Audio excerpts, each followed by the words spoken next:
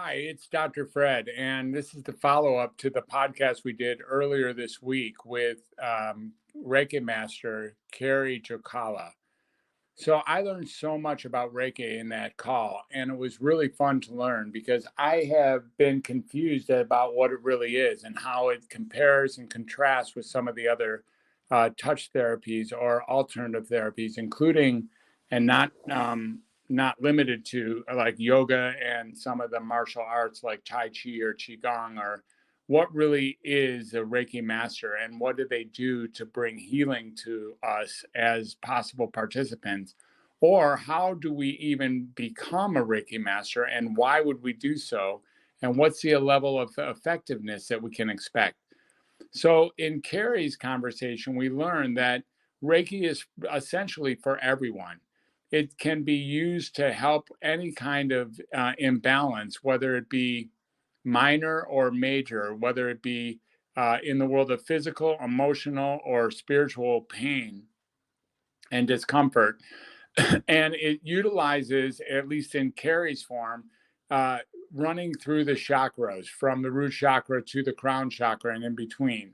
And then utilizes channeling, like actually what comes to mind when we both focus on a particular area of one's body or spirit, and then the channeler or the Reiki master shares what it is that they came up with.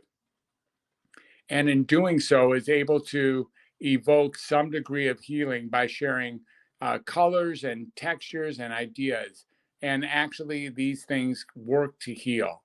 Now, it's no actual surprise that these things work to heal because when we use our intuition, especially if we're a healthy healer, that we've been cleaned out, we've been detoxed, we are now walking the walk of someone who is healthy.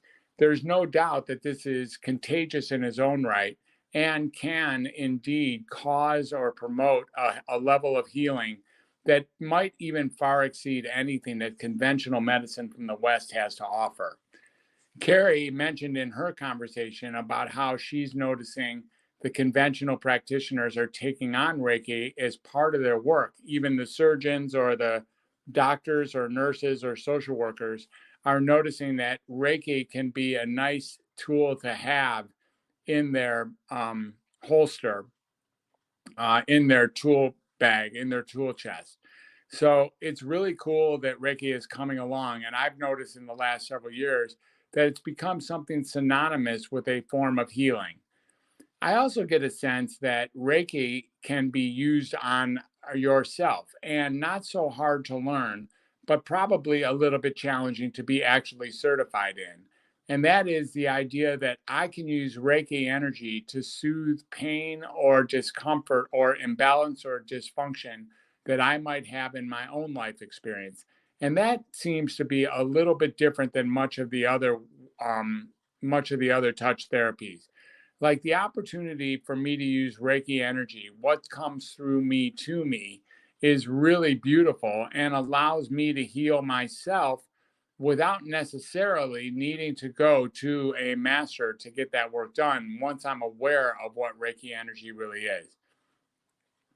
We talked a little bit about the difference or the comparison or contrast between imagination and intuition, as well as in the world of challenging. I'm sorry, in the world of channeling. And what we came up with was the idea that your first thought or the first thing that comes to you might be your intuition. And it was Kerri's idea that that's the thing that we need to pay attention to is accepting and even worshiping or at least respecting our own intuition as being a healing source in its own right. I fully agree with that as well. And, we usually notice that we, had a premonition and we didn't follow through and then it happened anyways. And when we're like, oh, I thought that was going to happen, but I didn't really like take it on for myself. And so now here's what we have is the opportunity to really take those things on for ourselves and take that first thought, that first intuition and make it work. So I really appreciated talking to Kerri. I hope you appreciated that podcast as well. If you appreciate this podcast, please share it, like it, and comment on it so that it can reach the ears of the people who really do need to hear it. people who are exploring what it means to be a healthy healer or a healed healer. And the opportunity here is really to get that there are a number of people looking for alternative ways to heal themselves and find themselves rebalanced. And this podcast is really geared towards that group, whether they be the healers themselves or those who are seeking to be healed and rebalanced in this crazy, challenging world.